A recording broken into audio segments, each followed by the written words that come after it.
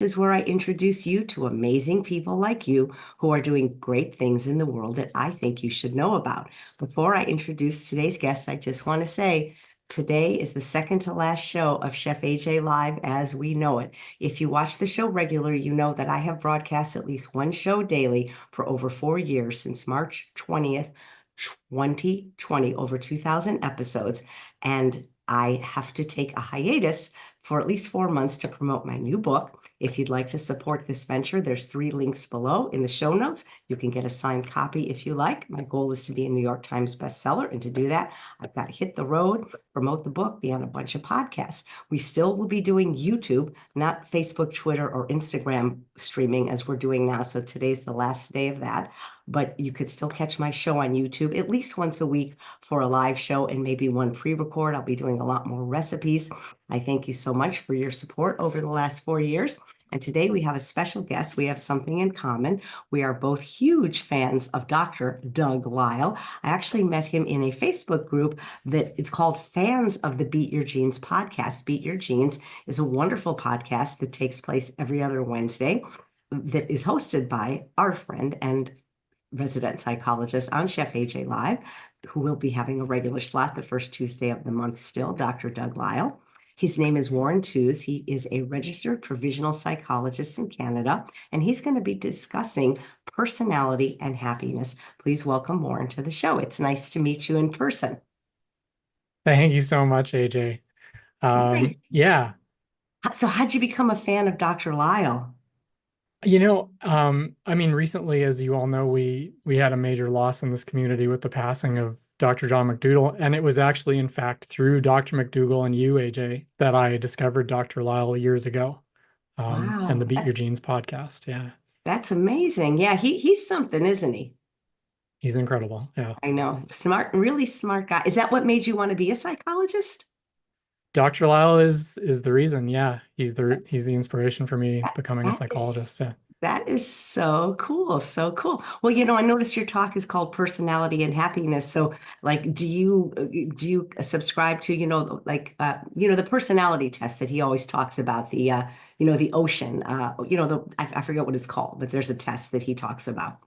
Yeah, the big five. Yeah. That's a big component of my presentation Oh, today. I can't wait. I love that test because it really helps you understand other people actually, as well as yourself. Very much so, yes. Yeah. So are you seeing patients in Canada now as a psychologist? I am, yeah, yeah. I'm working at a clinic here in Edmonton as the city. Mhm. That's very cool. Very cool. I can't wait to see your presentation. Great, thank you so much. Sure.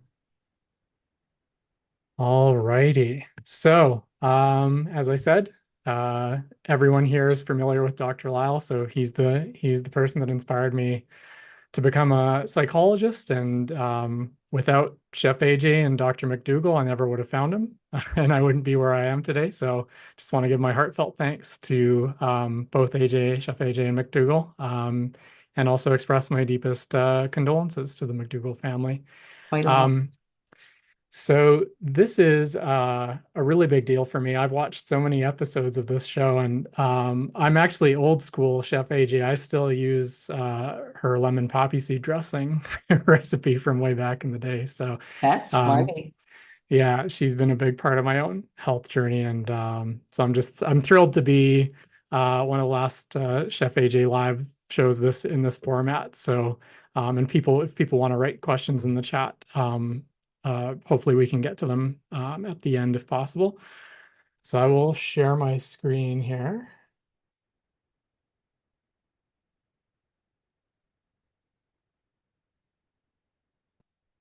Okay, hopefully everybody can see that. Yeah, that's perfect. You just want to change it, the side. Remember how it's like in slideshow view? Right, Yeah, that's perfect otherwise. how does that look? Yeah, that's exactly right. Yep. Great, great, great. All righty. So yeah, so in the spirit of series finales, my PowerPoint presentation is inspired by our good friends at Netflix. And the presentation is called Know Thyself, Personality and Happiness. So there's a summary there of what we're going to be speaking about. So it's what current psychological research says about happiness, the major factors in personality research, particularly what's known as the 5-factor model, how to best position yourself for the maximization of your life satisfaction in relation to your individual personality. Okay. So, this is a huge topic, and I probably bit off a little more than I can chew. But yeah, so I guess I just would want to say I think that all of us at some time or another, struggle with happiness, and I don't want people to think that just because I'm on the screen, I'm on some sort of a pedestal, dictating that people should listen to this because I have it all figured out. I think that struggling to be happy is something that's very universal, and I think if we could, we'd all want to be happy all the time. But as we'll see in this next bit, our psychological architecture doesn't appear to have been designed that way, and so many of us, including myself, we all deeply lament that fact. And surely some of us seem very happy or happier than others, and there is individual variation in circumstances and the events of our lives. And as we'll see, just some people are predisposed to be a little happier than others. But I do want everyone to know that if you're watching this and you're sad, or you're depressed or grieving, or you feel unhappy, I see you and I feel you. And life can be really difficult. And I hope this talk can shed some light and offer some assistance. And if just one person walks away from this with a tool or a new perspective on how they can feel happier or have a better life, then it will be completely worthwhile.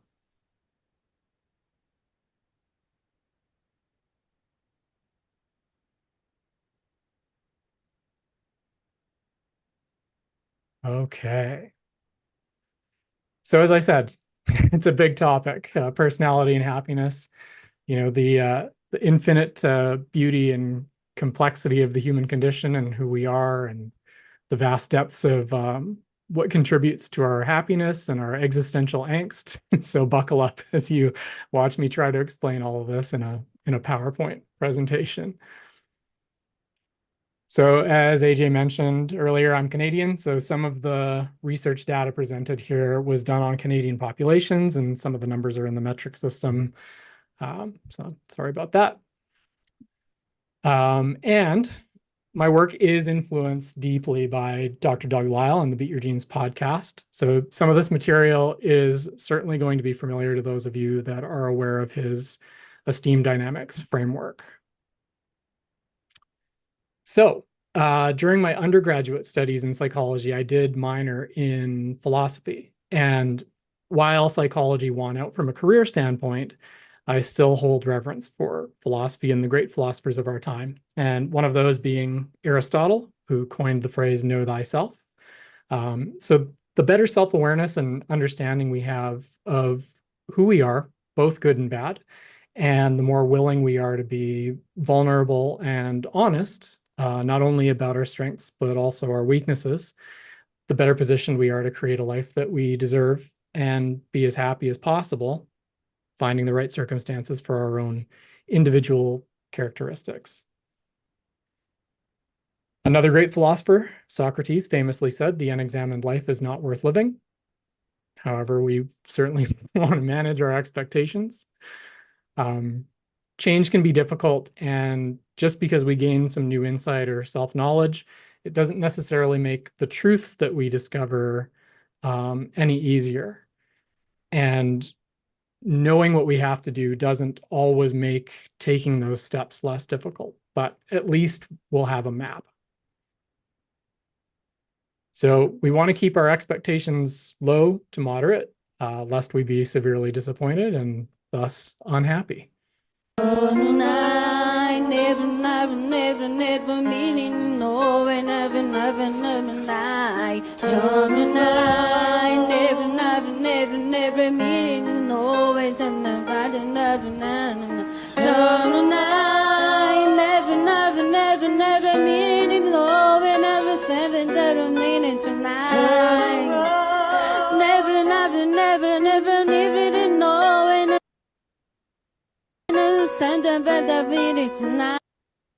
Alrighty. So our modern environment is quite mismatched to a good deal of our psychological programming, and fighting against billions of years of evolved psychological mechanisms is no small task. And sometimes it just requires us to take a first step, no matter how, oops, no matter how small. Sorry about that. These little rocks right here. Like you mess up your tire real bad. Got it. So, what is personality? Webster's defines it as the complex of characteristics that distinguishes an individual, especially the totality of an individual's behavioral and emotional characteristics. I would add that it's something that's internal, something that's stable, inherent to the person, and something which stands in a causal relationship to their specific choices and motivations and reactions and obstacles when they're faced with a stream of events. A clue to personality being at work is a kind of thematic recurrence within the events of a person's life. So what's happiness? Again, Webster's dictionary defines happiness as a state of well-being and contentment, and it has a secondary definition, pleasurable or satisfying experience. So those of you who are familiar with the pleasure trap, Dr. Doug Lisle and Dr. Alan Goldhammer's book, there's a problem in this because surely there is a difference between pleasure and happiness, although certainly overlap can occur and they can be confused with each other. So one example we might liken to food. So hyperpalatable processed food gives us a surge of dopamine, which is a neurotransmitter in the brain that's associated with pleasure. There's going to be a couple of carrot cake references in here, which is a little inside joke for people that have watched Dr. Lisle before. Maybe we'll put a link to the story in the show notes if anyone hasn't seen it. So a carrot might be less pleasurable than a donut, but if it contributes to lifelong health outcomes, then it would probably be more akin to overall happiness, while we would more so associate the donut with immediate and intense pleasure. So we'll see in this talk that health is tied quite closely to happiness. And so this kind of consideration is something that we want to really take seriously. I saw this at the grocery store one day and I thought it was hilarious.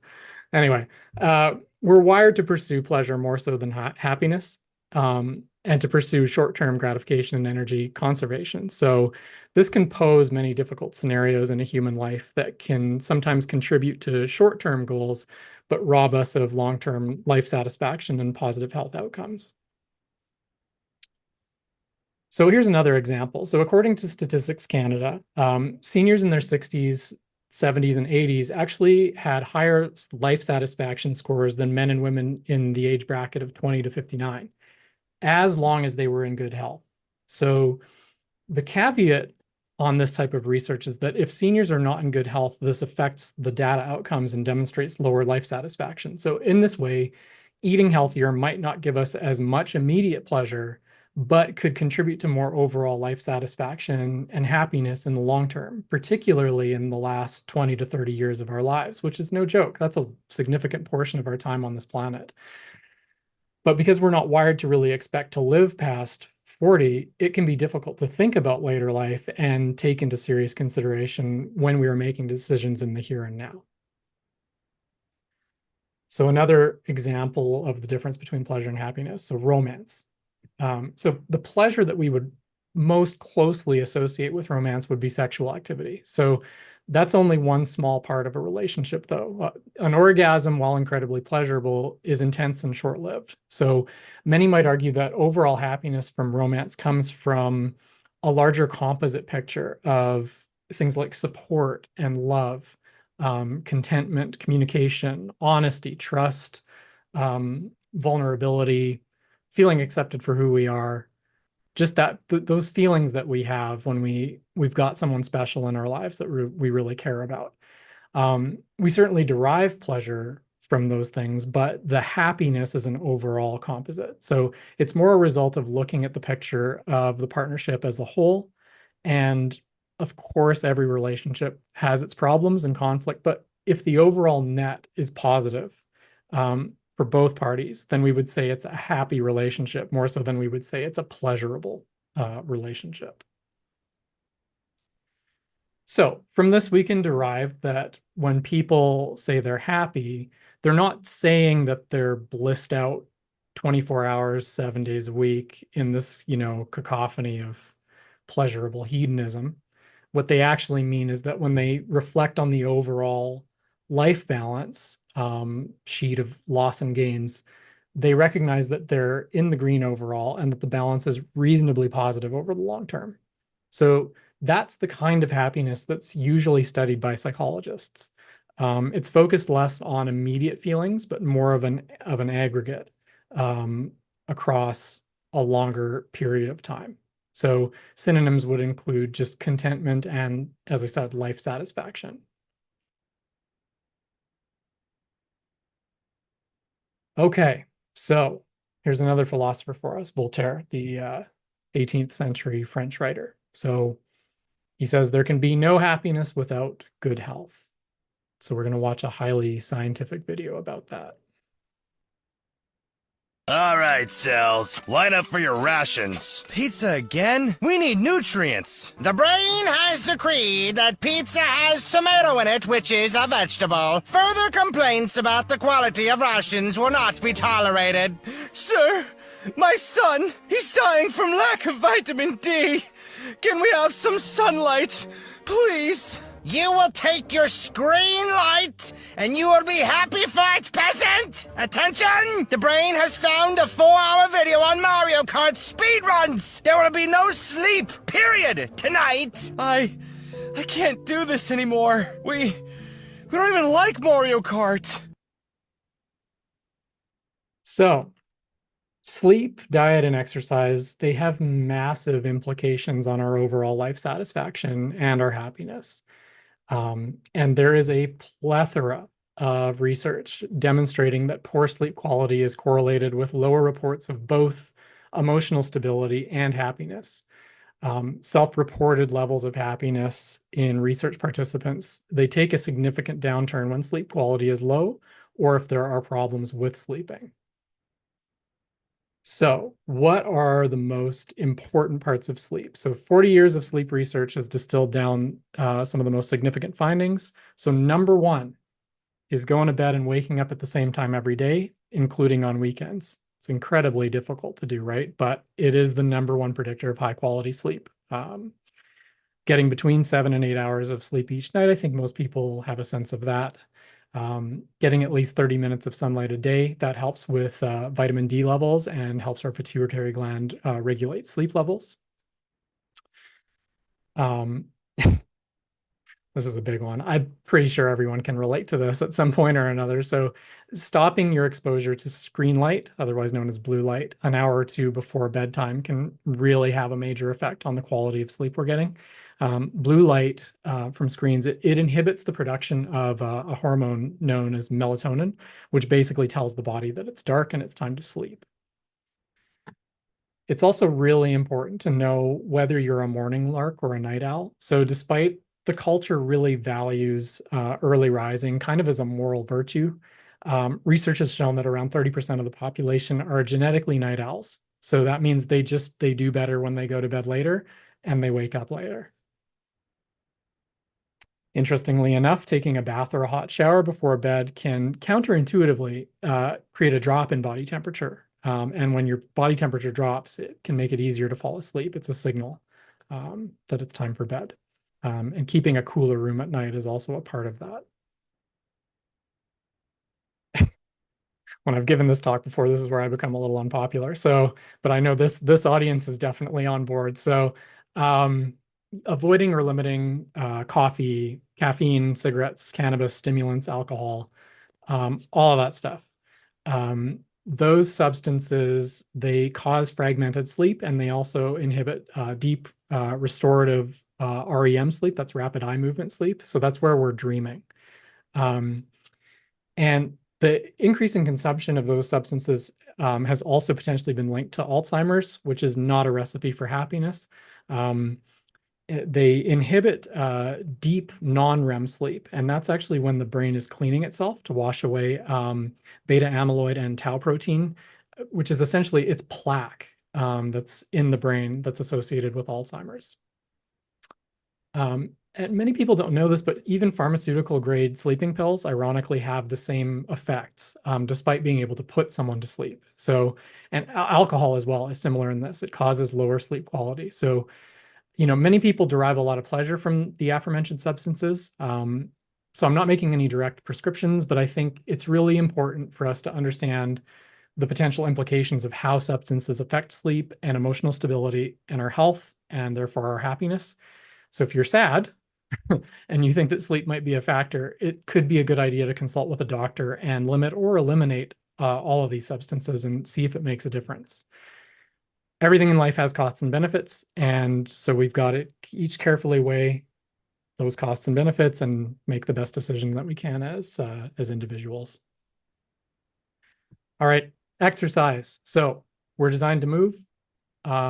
Countless studies documenting the positive effects of exercise on both physical and mental health, and people's self-reported happiness.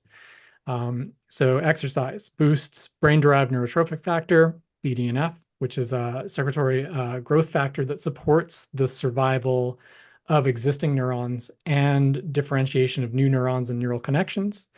And exercise also releases both dopamine and serotonin, which are neurotransmitters associated with pleasure and happiness.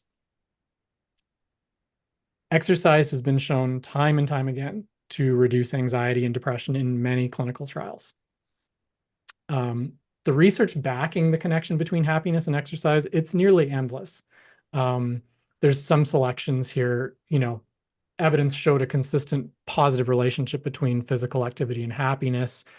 Exercise during adolescence was a significant predictor for positive moods, even when controlling for current exercise levels. The findings indicated a significant increase in happiness scales. In other words, group exercise was correlated with an increase in student self-reported happiness. Every single day I wake up and I think of a reason not to do it every single day. Every single. So, I know everyone's not stoked on exercising necessarily to be happy or for any reason at all, but don't feel bad. We're not actually meant to exercise for the sake of exercising. So I've got a clip here from Dr. Dan Lieberman. He's a Harvard professor who wrote the book Exercise: Why Something We Never Evolved to Do is Healthy and Rewarding. And I know this can be difficult. Not everyone is able to physically exercise, but I just want to acknowledge that and acknowledge the difficulties around it. I went to do some field work in the Sierra Tarahumara, which is in Chihuahua in northern Mexico. And I was doing research among the Tarahumara Native Americans, who are well known for, among other things, their long distance running. And this particular race went on for about 50 miles, really amazing race. And I was, of course, very impressed by these races, but also interested by the fact that only a few of the Tarahumara were doing this. The vast majority were just watching like me. I did run along with them actually a little bit at night.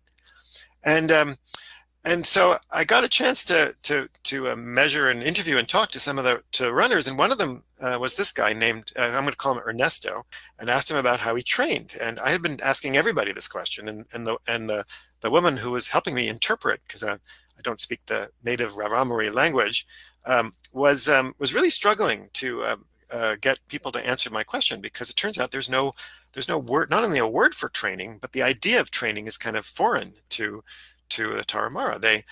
A few of them are great runners, most of them actually aren't, and so Ernesto eventually, when she explained that this gringo who's talking to you, goes for like a 5-mile run every morning to kind of practice his running, he asked me, and I'll never forget this question, but he said, "Why would anybody run if they didn't have to?"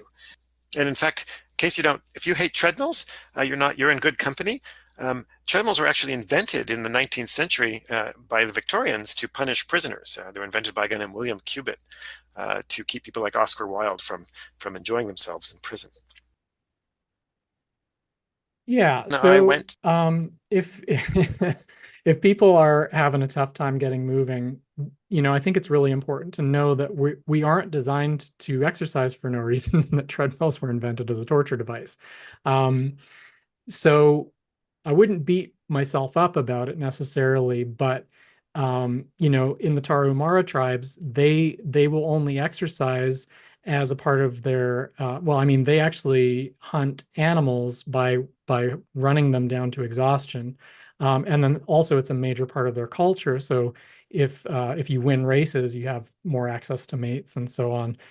So what we can kind of take from that is it's really a good idea to find something that you actually enjoy doing, and often, if you're more extroverted, to do it with other people. But it's just really difficult, and I wouldn't want to undermine how difficult it is to move when there isn't really an impetus to do so.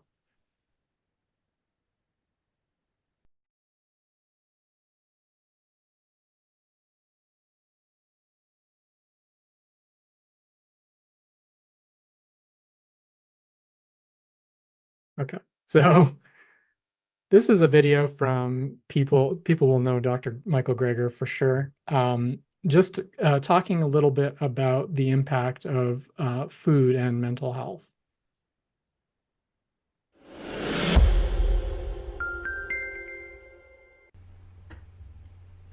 Thousands of papers have been published on the important topic of what determines people's happiness and psychological health. But what about the potential influence of the different kinds of foods that people eat? The rising prevalence of mental ill health is causing a considerable burden, and so inexpensive and effective strategies are required to improve the psychological well-being of our population. And now, we have a growing body of literature suggesting that dietary intake may have the potential to influence psychological well-being. Dietary intake of what? Well, given the strong evidence base for the health benefits of fruits and vegetables, researchers started there. Cross-sectional studies from all over the world support this relationship between happiness and fruit and vegetable intake. Those eating fruits and vegetables each day had a higher likelihood of being classified as very happy, suggesting a strong and positive correlation between fruit and vegetable consumption and happiness, perhaps feelings of optimism too. The largest such study was done in Great Britain, where a dose-response relationship was found between daily servings of fruits and vegetables and both life satisfaction and happiness, meaning more fruits and veggies meant more happiness. People who got up to 7 or 8 servings a day reported the highest life satisfaction and happiness. And these associations remain significant even after controlling for factors such as income, and illness, and exercise, smoking, and body weight, suggesting fruit and vegetable consumption wasn't just acting as a marker for other healthy behaviors. But how could eating plants improve happiness on their own? Well, many fruits and veggies contain higher levels of vitamin C, which is a cofactor in the production of dopamine, the zest for life neurotransmitter. And the antioxidants reduce inflammation, which may lead to higher levels of eudaimonic well-being. Aristotle's notion of eudaimonia, described as the highest of all human goods, the realization of one's true potential, which was the aim of this study. They wanted to know whether eating fruits and vegetables was associated with other markers of well-being beyond happiness and life satisfaction, like greater eudaimonic well-being, a state of flourishing, characterized by feelings of engagement, meaning, and purpose in life. So, a sample of about 400 young adults followed for about 2 weeks, and indeed young adults who ate more fruits and veggies reported higher average eudaimonic well-being, more intense feelings of curiosity, greater creativity. And they could follow this on a day-by-day basis, greater well-being on the days they ate healthier. These findings suggest that fruit and vegetable intake is related to other aspects of human flourishing beyond just feeling happy. Okay, so no one should be under the impression that eating fruits and vegetables is something that's going to solve all their problems or make them happy in the face of terrible circumstances or a major depressive disorder or even a difficult personality, for that matter. But the point of that is that the literature really does demonstrate that the diet has an impact on our self-reported happiness levels, so it's definitely something to take into consideration. So what we want to take away from this is that from time to time, it's probably good to have a blueberry. Again, the audience here is a lot more on board than normal, I think. But it can really help boost immune function and in turn positively affect our happiness levels. So basically, you're going to eat your fruits and vegetables, kids. It'll help make you a happier and healthier person, even if it's just by a little bit. We're going to move on to personality and the big 5 personality inventory. So there are many personality inventories that exist, all the way from the Myers-Briggs, which those of you with LinkedIn profiles are probably familiar with, all the way to BuzzFeed's infamous "What kind of bread are you?" personality survey. So one of the most comprehensive personality inventories is known as the Big 5 or the 5-factor model. And what makes the Big 5 so fascinating is that it's the only personality inventory to have been discovered. And it was actually discovered through a primitive form of AI, known as mathematical lexical analysis. So other personality inventories, they started, these very smart people would start with a preconceived notion of what human beings are like, and then they sort of worked backwards from that premise. Now, some of you may be familiar for Canadian audiences, but with the anecdote that the Inuit culture, they have upwards of 50 words for snow. And the reason for this is that different types of snow have a major impact on their survival, their shelter, their food, and so on. And so it's really important for them to be able to communicate these things in order to survive harsh conditions. So in a similar way, we have hundreds of words to describe personality characteristics in the English language. So if you take a trait, one of the traits in the Big 5 is conscientiousness. So we could say orderly, organized, diligent, upstanding, reliable, industrious, attentive, assiduous, efficient, responsible, so on and so forth. It's nearly endless. And so the 5-factor model has its roots back in 1884 with a gentleman named Sir Francis Galton. He was an English polymath. And so he estimated that there were at least 1,000 terms in the English language that would describe personality characteristics. And he also inferred that there would be a great deal of redundancy since many of those words are synonyms and antonyms of each other. So when we fast forward to the 1980s and psychologists discovered that all of the words in the English language that describe personality characteristics could be distilled and filtered down using this primitive form of AI, lexical analysis, it sped out 5 different dimensions. So out of the thousands of words in the English language that describe personality characteristics, they're all basically describing 5 ingredients. So there's 5 main ingredients that make up a human personality. There's also significant evidence in the literature for the Big 5 appearing cross-culturally. So that suggests that the Big 5 is a human universal. How do we remember this? So it's the acronym OCEAN. So we've got openness to experience, conscientiousness, as I mentioned, extroversion or introversion. They're all sort of 2 sides of the same coin. Then we've got agreeableness, and then we have neuroticism, which has been gently rebranded as emotional stability. People don't like being called neurotic. But I just use the term neurotic because I don't think it's necessarily a bad thing, despite the challenges. All of these have challenges. All of the 5 factors have benefits and they have liabilities to them. And just as a side note, the Big 5 does not include intelligence or IQ. They kind of keep that off to the side. And the reason for that is that intelligence isn't really a personality characteristic per se. It's just more so, it's about the global processing efficiency of all of our brain systems. Here's a chart that goes through each of the factors, and we'll review them in more depth. If people want to pause this on the replay, they can have a closer look at it. But one thing to really keep in mind here, it can seem like having 5 factors is sort of an oversimplification of people, and that's fair. That's a fair point. But each of us has our own individual mix, and the factors can absolutely interact with each other. A good way of thinking of this is that you've probably met people in your life that are very similar to you, but you've never met anyone that's a direct copy.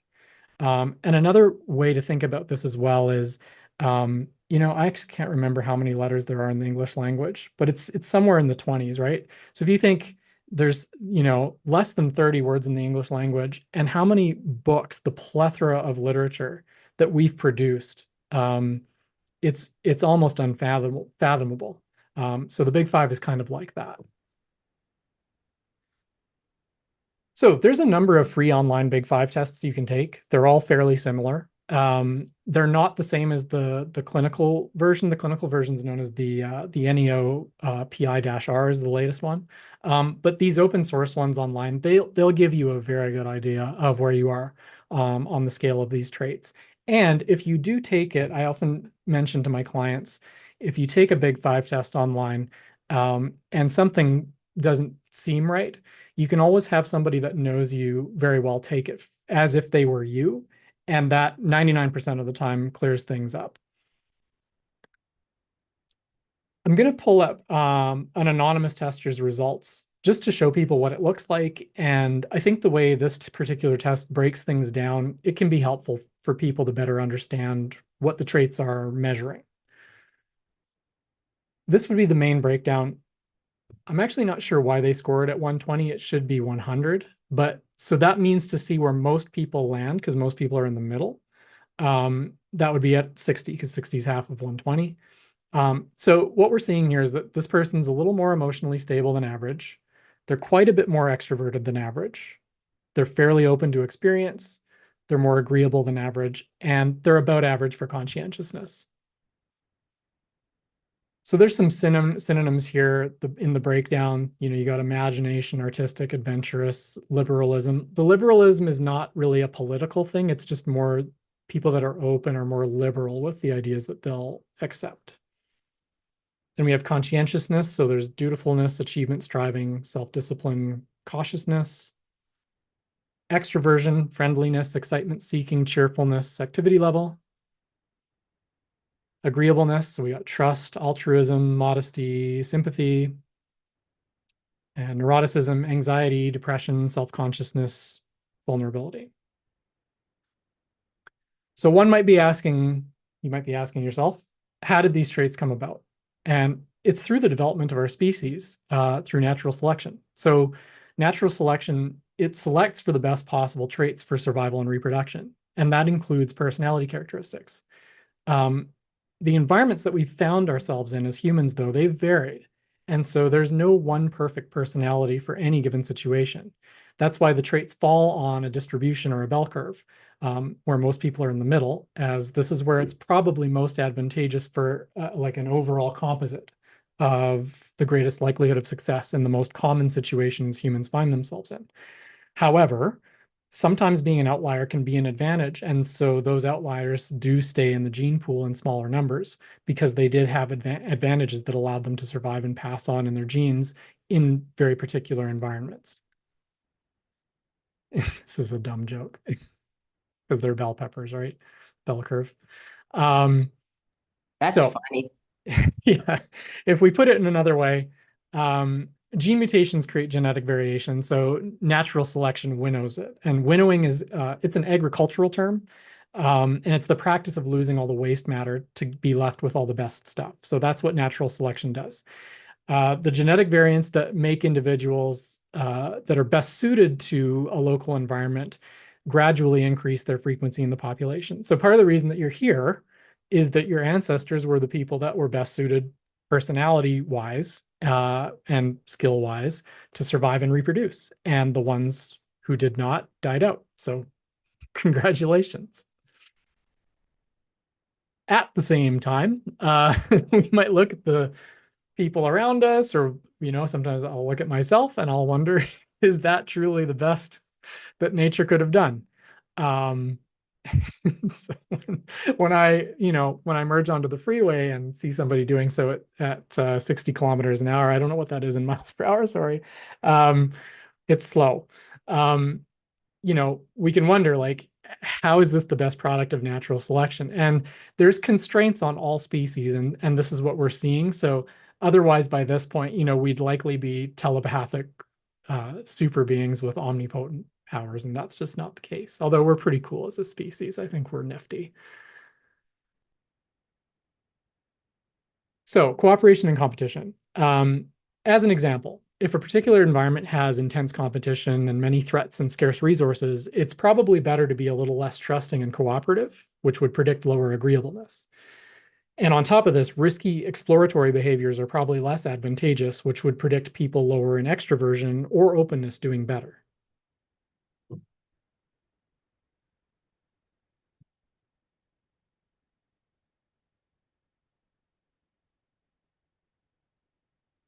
Okay, so in an environment of more safety and abundant resources, it's more advantageous for people to share and work together, predicting higher agreeableness and extroversion. And there could be great benefits to exploring more to find better opportunities, which would predict higher openness and again, higher extroversion. So that's to say there's both costs and there's benefits to moving along each personality dimension. So somebody that is more agreeable and has the potential to be taken advantage of would have a harder time in an environment of intense competition for resources. Someone who is more disagreeable would potentially sacrifice social harmony in an environment where it's less advantageous to be more self-interested or competitive. So, as I said, these are traits that have been selected over time, and there's nothing that's inherently good or bad. They're just adaptive to different situations and environments that humans have had to face over our history as a species. And not to contradict my last point, but at the extreme poles of each personality dimension, personality factors can sometimes become pathological, meaning that we can see psychological disorders that show up in a person's life. So someone on the very far end of introversion and neuroticism could potentially develop a social anxiety disorder or a major depressive disorder. Someone on the very low end of conscientiousness and the high end of disagreeability could exhibit what we call a conduct disorder, or a narcissistic personality disorder. Someone at the very high end of conscientiousness could exhibit an eating disorder like anorexia, which I believe has been spoken about on the show before with Dr. Shan Geisinger. Or that same personality also can give rise to obsessive compulsive personality disorder or traditional obsessive compulsive disorder.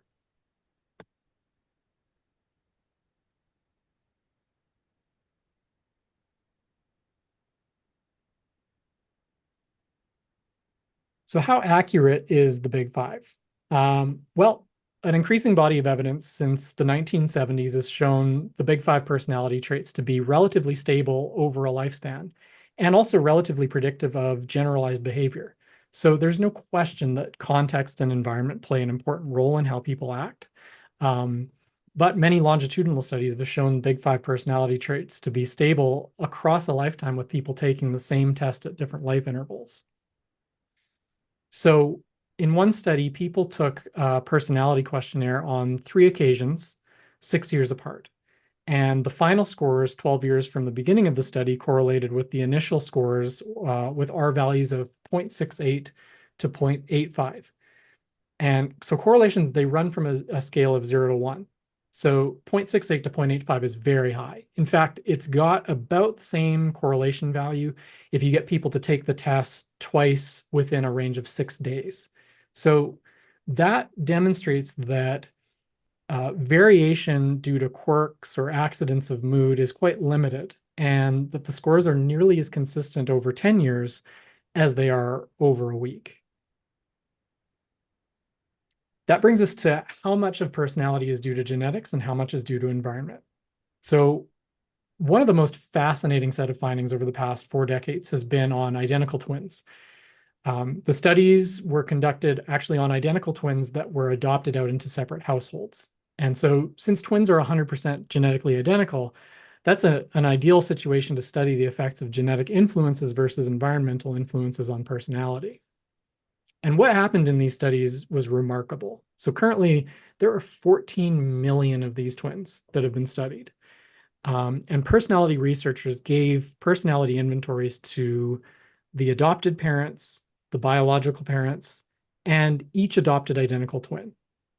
And many of these studies were done longitudinally, so they were done over the lifespan of all of the test subjects, many of which have since passed on. So they're given these personality inventories at different life intervals, and what they found was if you correlate the twins' personalities with each other, you have very high correlation coefficients.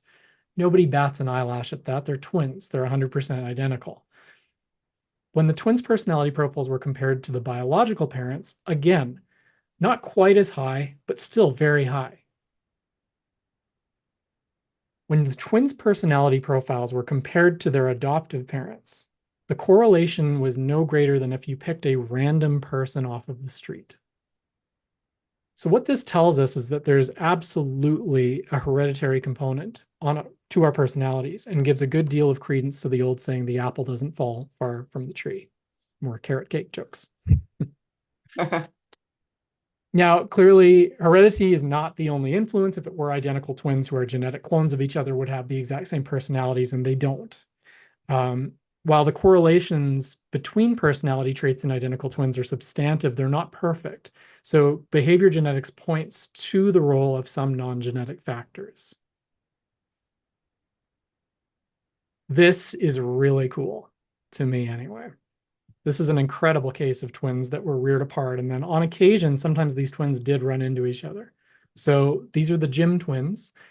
They met each other in 1979 when they were both 39 years old, after having grown up in separate households about 65 kilometers away from one another in Ohio.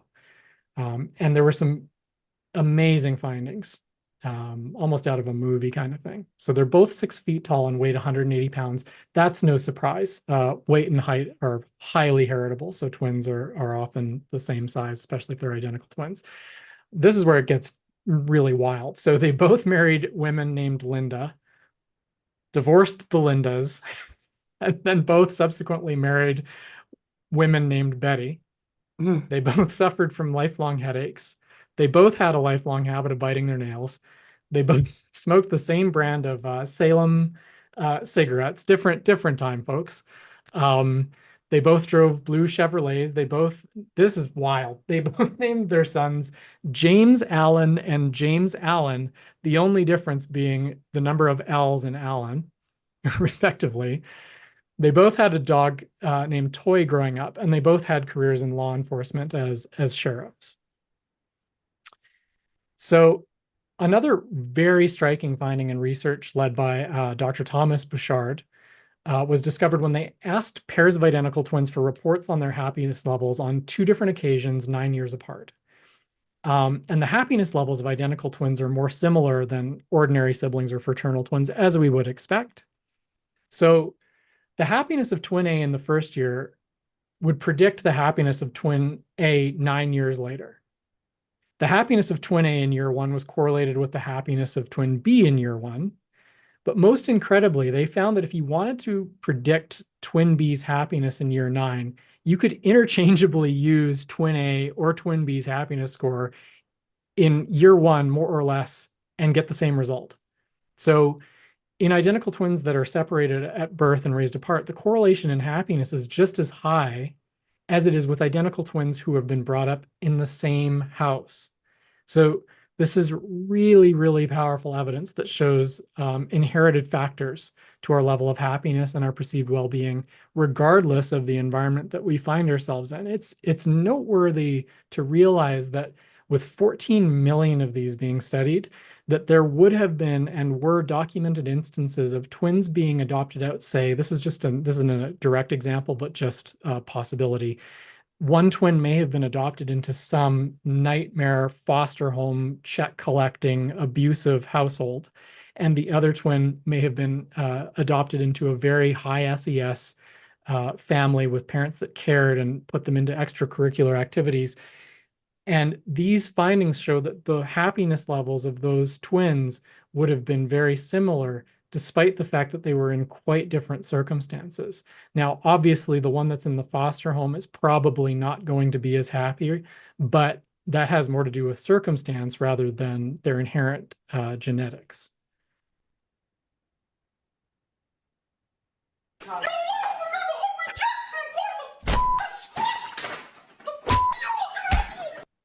Anyway.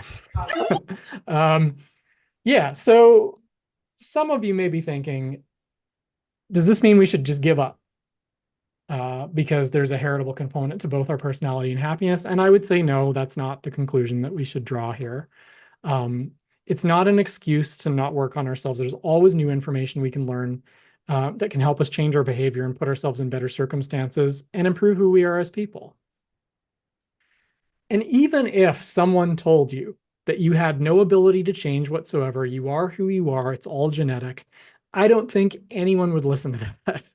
There's an inherent drive within us to seek out happiness and to improve, and to shut that off voluntarily is not really within the realm of possibility.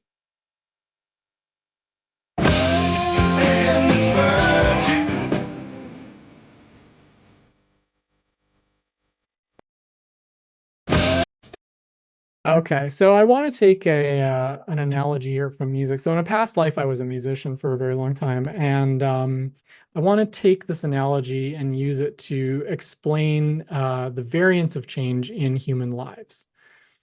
So these are vocal cords. Many of you have likely heard of the difference of classes of singers, so based on range. So there would be tenor, bass, soprano, alto, and that just refers to how high and low a person can comfortably sing, and where they sound best. So sopranos have typically have a higher range than altos, etc. So what determines this? What determines somebody's range? Well, people's range of notes that they can sing are limited by the physical length of the vocal cords. Those are set at birth. So a soprano at the highest range can get all the way up to what we call C6. And the very low range for a bass singer is known as C2, which is 2 octaves below middle C, if anybody plays piano. So while this might be the range that's set at birth, without training, this would be the range that you have. So in order to reach a person's full capacity for their vocal range, they have to train the voice and they have to put in a great deal of work. So how does this relate to personality and happiness? We have to discover what our limits are by actively acting and pushing ourselves to improve and gain wisdom. So even if we were to say there's no point, your personality and your happiness are set by your genes, give up. As I said, I don't think anyone would listen to that, because we all have that inborn deep psychological algorithm to push us towards things that will give us pleasure or make us happier or improve our life circumstances. In fact, I think that's part of the underlying psychological algorithm behind what we call happiness. Now I'm going to go through each of the personality dimensions and just some suggestions on how they can respectively affect human happiness. And just for the sake of time, I'm only going to cover 1 or 2 dimensions on how each factor can be mitigated to create more happiness, but individual therapy or coaching can really do a lot more, because that way you'll be able to see how all of the factors intertwine to create problems, opportunities, and solutions. Openness to experience. So The Matrix, for anyone that hasn't seen this film, follows Neo, played by Keanu Reeves. So he's a computer hacker that discovers the world he's living in is a simulated reality controlled by machines. And so the man that's offering the truth to Neo, his name's Morpheus. And the famous blue pill, red pill scene, Morpheus says, you take the blue pill, story ends, you wake up in your bed and you believe whatever you want to believe. But you take the red pill and you stay in Wonderland, and I show you how deep the rabbit hole goes. So Neo is a fantastic example of high trade openness on the Big Five. He's open to new ideas and experiences. He's willing to take a risk on something that sounds incredible and fantastical and something that's almost too wild to be true. But there's consequences to that. He learns the truth and it causes him intense physical and psychological pain, and his life is forever altered. So people that are higher in openness, they tend to be imaginative, creative, insightful. They tend to prefer variety, seek new experiences, and they're curious and they're perceptive about their environment. Those folks tend to be more interested in reading, art galleries, theater and music. They're more likely to travel, and on average, they have more crazy and wild life experiences. Openness, though, is not intelligence. We all know people that have sharp intellect, but they don't have interests in ideas that are novel or speculative or what they might consider impractical or mystical. So people higher in openness, they just tend to think outside of the box. Okay, so people hearing that often think, I want to be open, and not so fast. There's advantages to being less open. So people who are more open are also more likely to take illicit drugs, have more sex partners, and therefore be more likely to contract an STI. They drink more alcohol. They have more crazy and wild life experiences. I mentioned that already, but I'm mentioning it twice because it's a good thing for some people and not such a good thing for others. Another potential downfall for openness is that mental illness rates tend to be higher in poets and artists. And as such, people are the epitome of openness. So typically, it's not going to be something like full-blown schizophrenia, but more often depression. And depression's more typically correlated with neuroticism, but we'll talk about that later. So people higher in openness also tend to be more susceptible to hypnosis, as we might expect. So what if you are lower on trait openness? Just remember that people are on the middle of the curve. So people that aren't as open are more likely to follow pursuits that are more of a sure bet, including finances. They can have more safe lives and more conservative lives, and there's nothing wrong with that. That might be the difference between someone going into a lucrative trade that has stable job prospects and another person trying to make it as an artist in a very competitive world, in which a lot of those folks really struggle to make a living. Yeah, we have Bilbo Baggins here. I mean, he eventually, if people are familiar with Lord of the Rings, eventually he went on his journey, kind of had to be pushed into it. So that kind of harkens back to the idea that sometimes it's good to be pushed and to push our limits and see what we're capable of.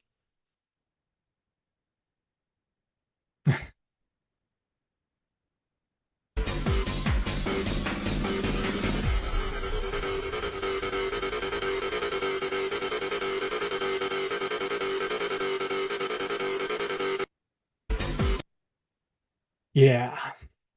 So what prescriptions do we have for high openness people? Sometimes people higher in openness, they get admonished for being dreamers, or sometimes it can even look like lower conscientiousness just because people perceive them as being more flaky because they often jump from one thing to another. But the truth is, high open people are the ones often that are pushing the frontiers of what society accepts, and that can cause a lot of forward movement and progressive ideas to take hold.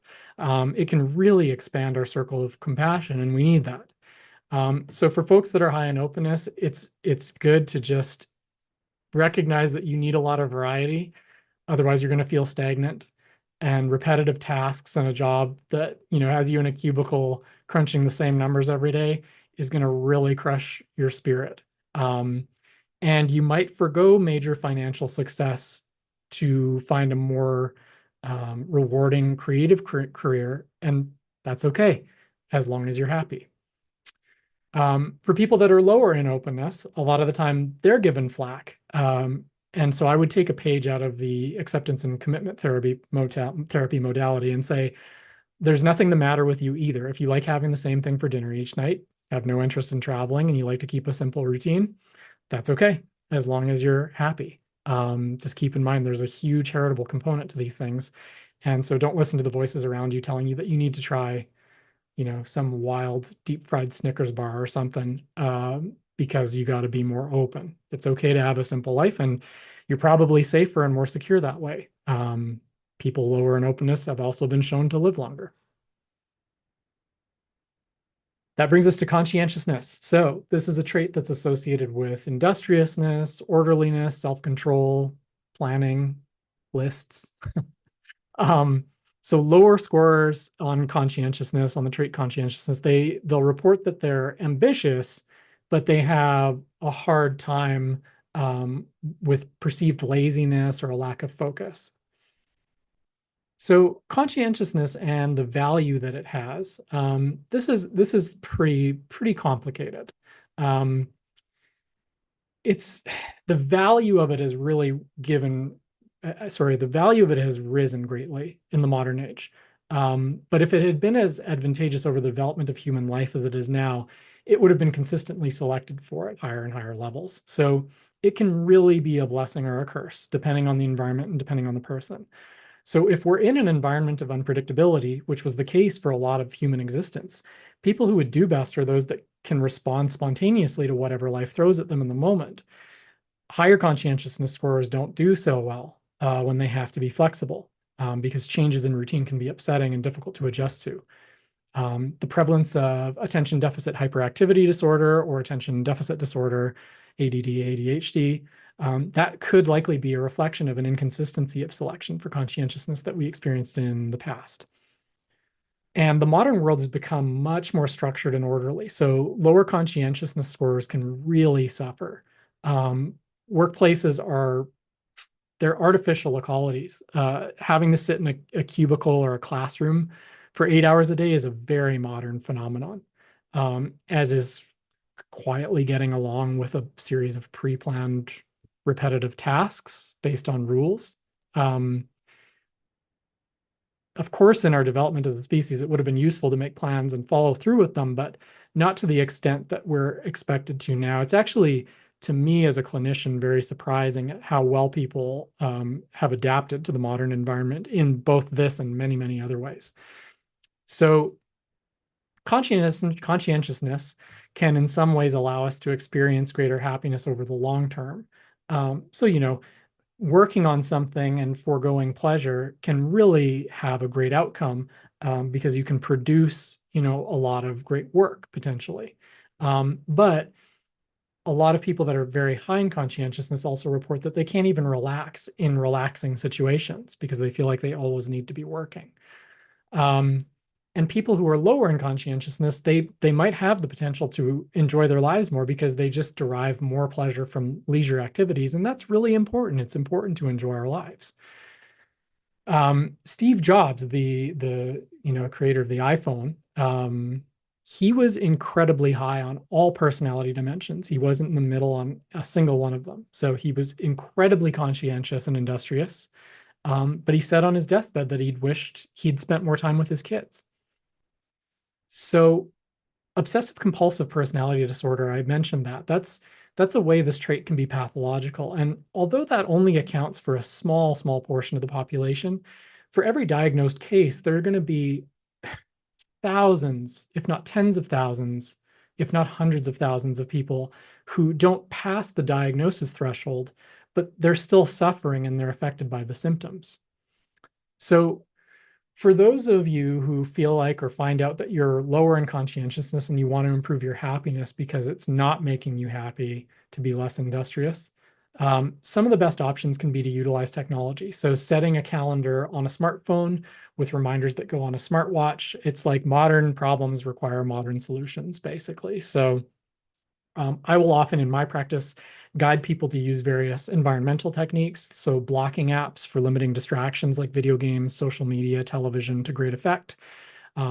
Applications like Evernote are great for taking notes and keeping track of your tasks, so you don't have to keep it up here. And then, as it mentioned earlier, sleep and exercise are huge on this component. They've been shown to raise conscientiousness levels, and it's speculated that exercise might make the liver more efficient at kicking out glycogen to the brain, and that's associated with people making better decisions and having more willpower.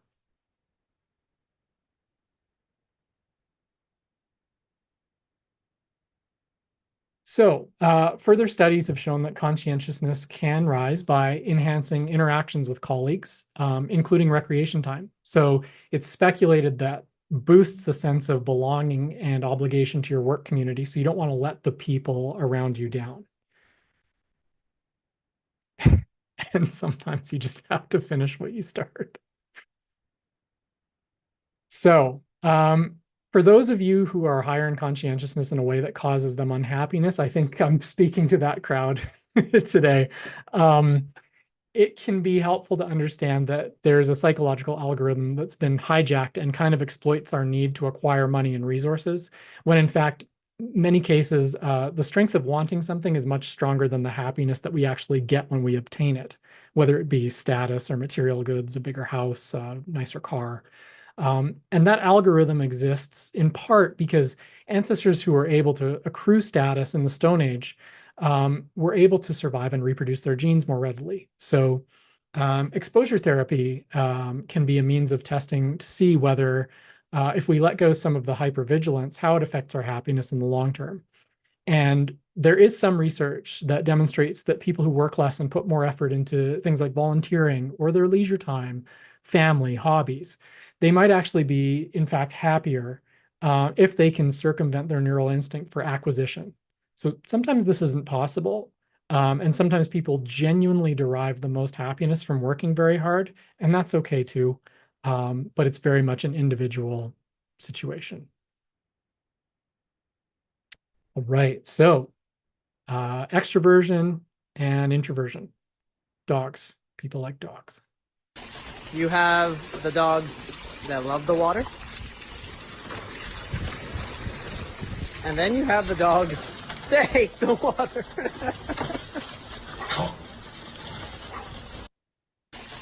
So more dogs.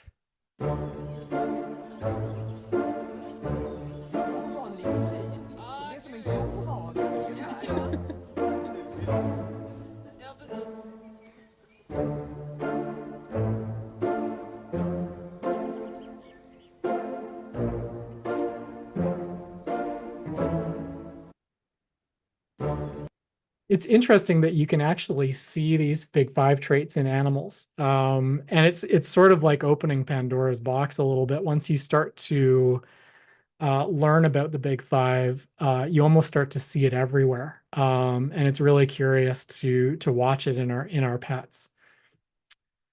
So extroversion it's a predictor of things like how much someone would like going to parties, how much time they want to spend in social activities, their facility in striking up new friendships, although how well those friendships go is more closely correlated with agreeableness, which we'll talk about later. Extroversion, it also appears to be tied to more positive emotion. So there was a study that was done where the researchers had participants watch film clips that were either amusing, fearful, sad, or disgusting. And extroversion scores actually predicted how much better the participants' mood would be after they viewed amusing clips, but did not predict the size of emotional reaction to the negative clips. So it appears that extroversion has more to do with emotional reactivity to rewarding or pleasant stimulation. And extroverts, of course, just seem to be more energized by social interaction. I have to apologize because I'm an introvert, so I feel like maybe this is being a little hard on the extroverts, but it's too funny to not include. I'm Katrina. And my name is Hugh. I'm Sarah. I'm Emma. And I'm Joe to you. Hello, my name is Spencer. And mine is Lorraine. I'm Anthony. I'm Debbie. And my name is Abby.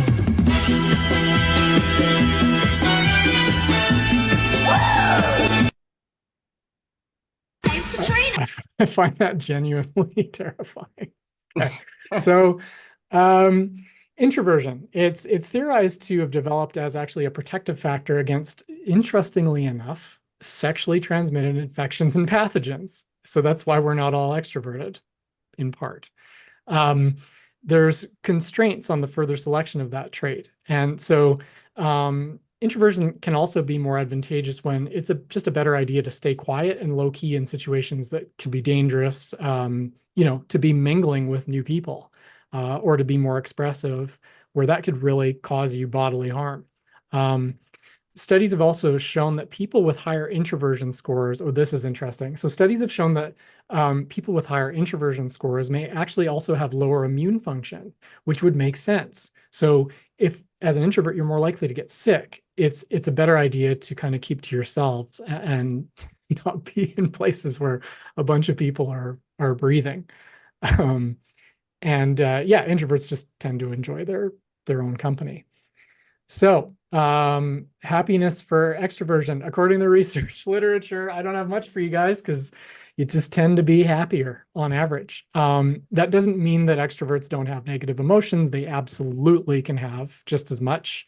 But they just, on average, are designed to be happier because they are more likely to seek out situations that have a strong emotional reward, whereas the introverts don't get as much of a surge of positive emotion. The best guess we have for extroverts being happier as well is also that there's a lot of correlations with activities that have been shown in the scientific literature to be associated with higher self-reports of happiness. So extroverts are more likely to be married. They're more likely to have been to a party recently. They're more likely to play sports. They're more likely to have spoken to a friend today. So people that rate themselves as unusually high in happiness over a lifespan, they're typically extroverted and emotionally stable. So suffering from success, I guess. So from all of this, it would seem like more extroversion, the more extroversion, the better. But as with anything, the further and further you get away from the curve, the more challenges that you have from the middle of the curve, I should say. So restlessness is a part of extroversion, and that can contribute to instability in family life. So an extrovert's more likely to cheat, controlling for other personality factors. They also have increased risk of serious accidents and hospitalizations. So the slightly greater happiness scores of extroverts is sometimes mitigated as a trade-off, just like all the other factors. There is one of the longest running studies that I'm familiar with. It was on 1,500 Californian boys and girls. I think AJ and Dr. Lyle are in California. So these were young folks that were of exceptional intelligence, and it was the Terman study of the gifted. That's the name, and it started in 1921. So by 1991, half of the male participants and a third of the female participants had died. And so since personality data had been taken back in childhood, the researchers were able to run a regression analysis and determine that the more sociable and optimistic the participants were on average, the more likely they had actually passed on. That sounds really dark. These are just correlations. So it doesn't necessarily mean that if you're more extroverted, you're more likely to die. It's on a population level. So happiness for introverts. This is really tough, and I see a lot of this in my clinical practice, and it's exceedingly difficult to deal with. So the unhappiest individuals on average tend to be those who score higher than average for introversion, but also neuroticism. And it's heartbreaking because the modern environment, it's much safer than it's ever been. You wouldn't know that from watching the news, but crime rates have consistently gone down since the 70s, and yet news coverage of violent crime has consistently risen. And so because the environment is safer, it really pays off to be more extroverted because you just don't have to worry about the things that the introversion is sort of designed to help you with. And because of the modern wealth in developed countries, people are just getting lonelier and lonelier and more depressed. And we just don't have to rely on each other in the ways that we had to throughout our history. And of course, there's great aspects to that. Being able to sit at home alone and order a pizza and not talk to anyone is great for an introvert. But unless it's causing deep unhappiness, which in a lot of people, I notice that it is, because they're alone in sort of this purgatory of quiet desperation. And because they're less likely to leave, they don't have a really strong motivation. It can be really quite bad, especially if they're high in neuroticism.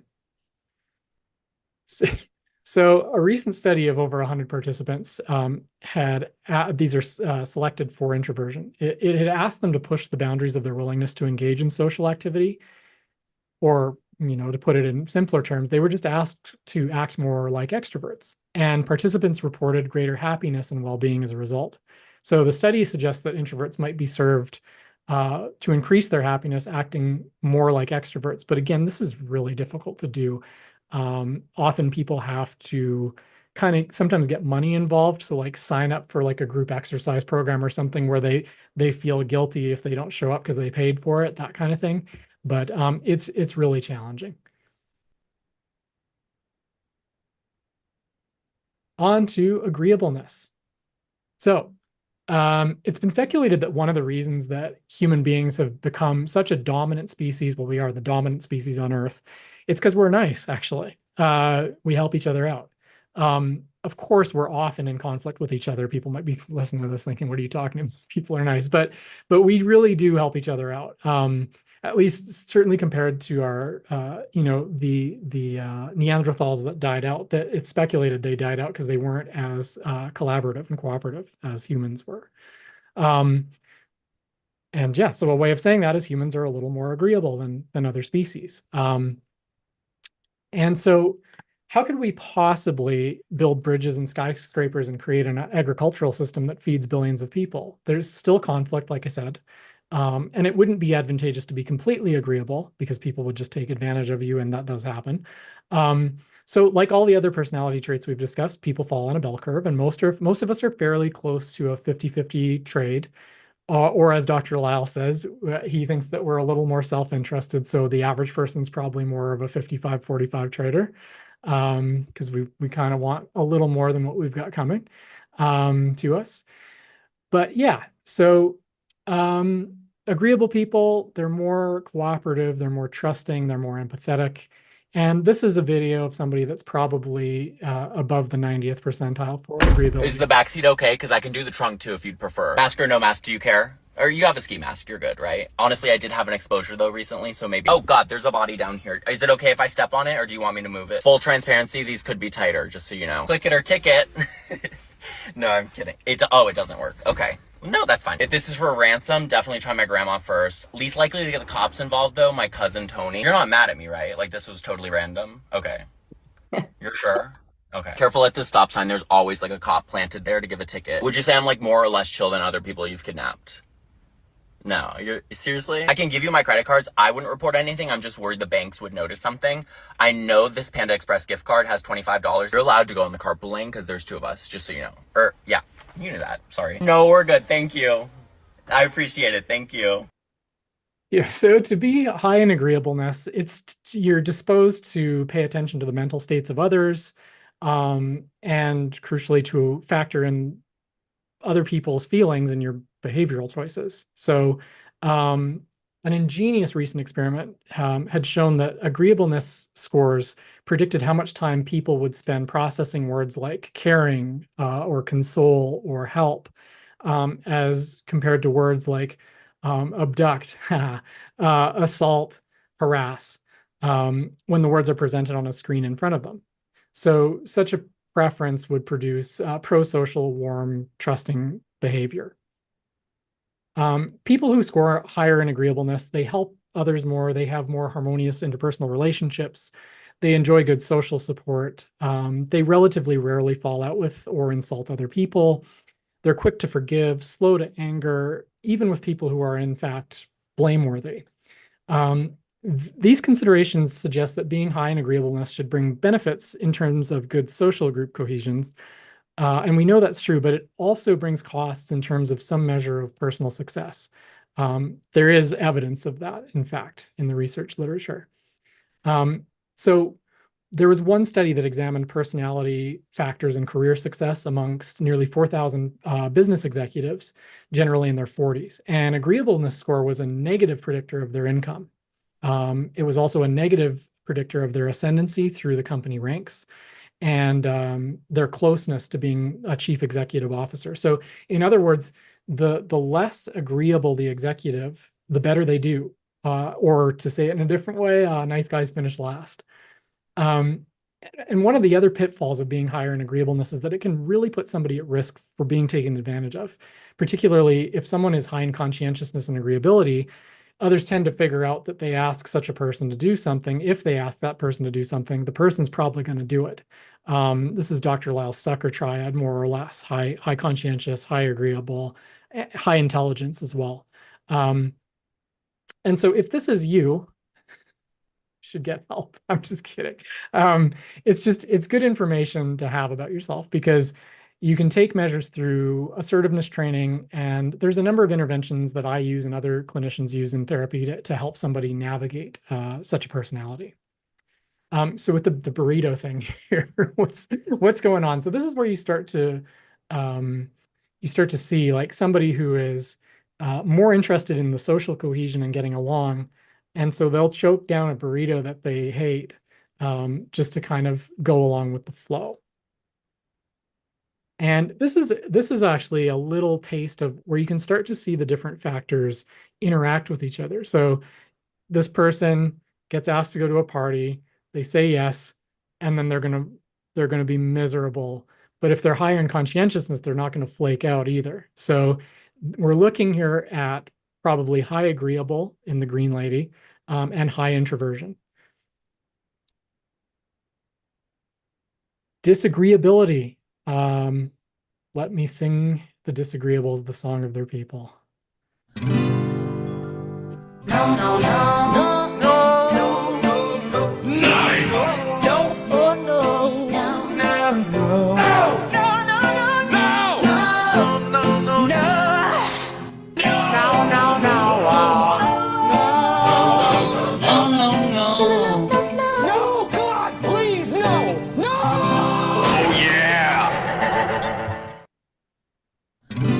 So dumb.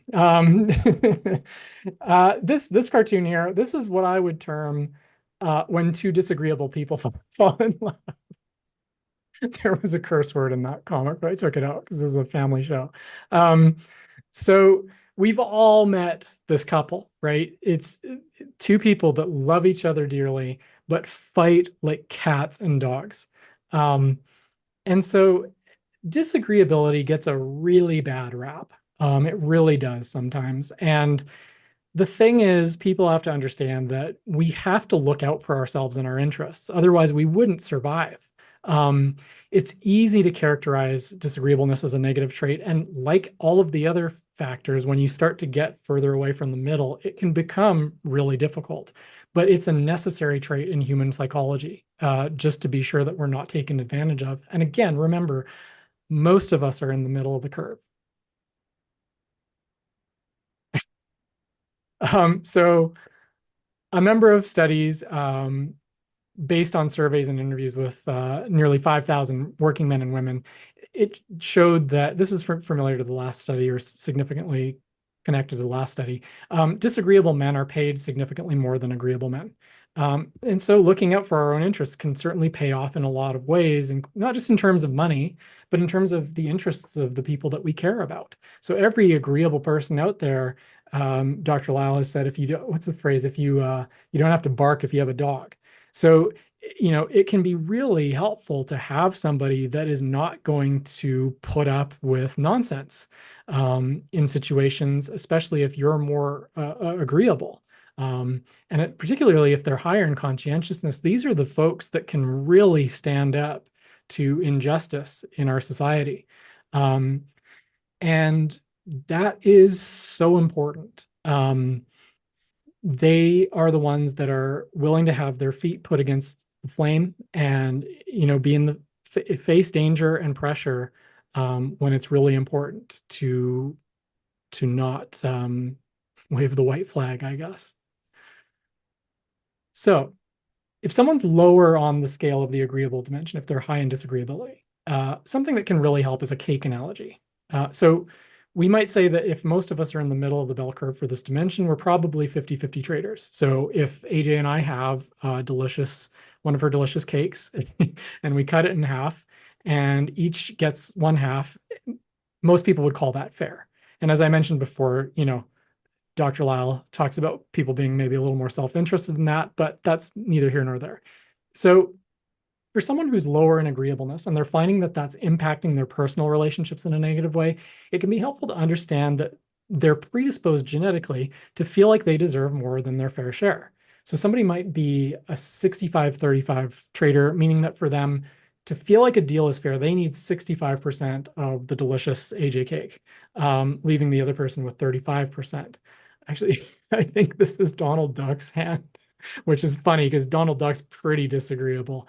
And so knowing this, with cognitive behavioral therapy, you can understand that sometimes it's better to just go more than halfway or much more than halfway for other people that you really care about and want to have good social harmony with, as a means of improving your interpersonal relationships. This is not easy, but it is certainly possible. And just to invite some empathy for this as well, because I feel like it gets a really, really bad rap. People who are higher in disagreeability have a really, really tough time, especially when it comes to personal relationships. They're still going to exhibit the human need for connection, but often that's very difficult for them because they're more likely to be in conflict. And so it's not really their fault. They're wired that way. So it's double-edged, like many of these things. You might be more successful financially or status-wise, or in a dominance hierarchy climbing sort of scenario, but your interpersonal relationships can suffer. Emotional stability / neuroticism. So, I mean, just looking at this gives me the willies. Like, how unafraid and emotionally stable do you think someone has to be to do that? And the thing about this is neuroticism might be one of the most relevant factors to happiness, aside from extroversion. And it's basically the propensity that people have to experience negative emotion. So things like anxiety, depression, self-doubt, self-consciousness, irritability, like we spoke about earlier. Why do we have these emotions, right? It's difficult to understand that when we're in the throes of a very tough time. And the way to think of it is that they're a signal in the same way that physical pain is a signal that something's wrong and we need to do something about it. So if my knee's in severe pain, that's a way of my body telling me that it might be injured and I need to rest it. Negative emotions are similar. So many times in life, depression comes from failure feedback, and it's a way for us to reevaluate our goals and strategies. So for instance, if someone who has no experience in the financial world applies to 50 financial advisor jobs and then gets turned down at every single one, they should be depressed. That kind of feedback is crucial for us to stop putting energy into a losing strategy or change our tactics. Because if we don't have those signals, it's going to be a complete disaster. In fact, in the development of the species, that would have meant death often, either being by pushed out of a group or by trying to find food where there is none to be had. The negative emotions allow us to recalibrate and change our strategy. So the guy that wants to be in finance, it's like, I'm getting rejected from all of these jobs. Maybe I need to go back to school. Maybe I need to find a mentor. Maybe I need to start an internship, whatever it may be. But for him to continue to use this failing strategy would be a total disaster, like I said. And regardless, much of the time, they're difficult and we curse them and think, why do we have to feel like this? And I've got a little cognitive behavioral reframe here from the actor Bill Hader. Really bad anxiety when I was on that show. I was talking about, yeah, and so I did little things. I tried to do like meditation, TM. I do that. It's real helpful. Yeah, that's helpful. The one guy, it was Jeff Bridges. He saw me when I was on the show. I was really nervous, and he told me a story. He said, you know, when I was in Iceman Cometh with Robert Ryan, and every time before every take, he would get nervous. And I said, wow, all these years you still get nervous? And he said, yeah, I'd be really afraid if I wasn't afraid. And I was like, oh, that's interesting. And Jeff Bridges was like, so yeah, that's your buddy, man. Because that anxiety, that's your buddy, man. You know, put your arm around it and just get out there, man. Yeah, it's good, you know. And I went, oh, okay. Really. So when humans were in smaller groups, the possibility of being rejected by such a group would often mean death. And that's why we have very strong detectors about how we're doing in terms of social status in the group. And there's interesting speculation that this might be why innocent people often confess to crimes, because we're wired to know that confessing is something that could keep us alive and part of the group. There's a book about this called Duped, Why Innocent People Confess. It's fairly interesting. So being alone is hard and scary, and spiders are also scary too.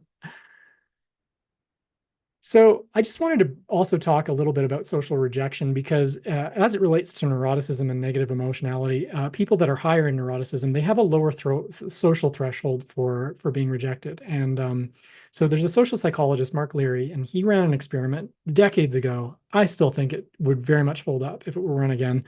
And basically what happened is they brought in college students and they had like a focus group or discussion group. And there were two conditions at the end of the focus group. So in one condition, they would say, hey, the group really enjoyed the chat and you've been invited back. They're going to actually meet outside of the research study and continue the discussion. And in the other condition, they would say the same thing, but the outcome was, hey, they're going to get together, but you're not invited.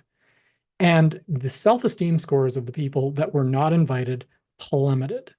Now, this research was quite controversial when it came out because it kind of flew in the face of the conventional ideas about psychology and social psychology at that time and self-esteem.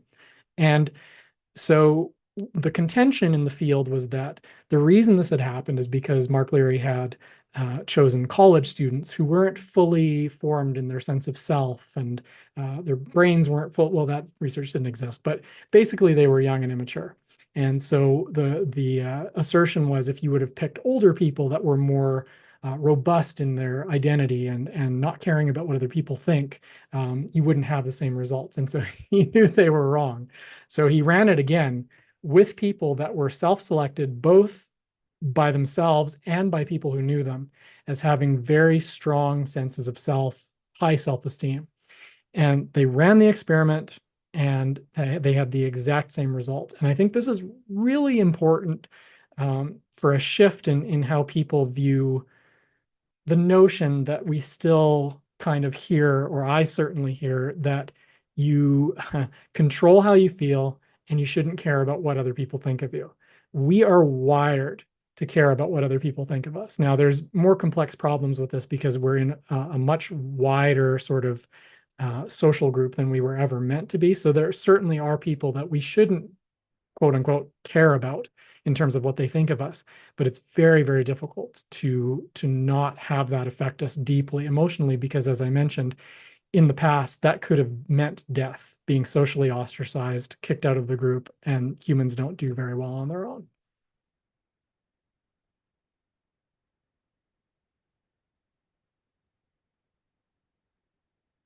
So a good analogy for negative emotions would be that of a smoke detector. So we have smoke detectors in our homes as a way of signaling danger.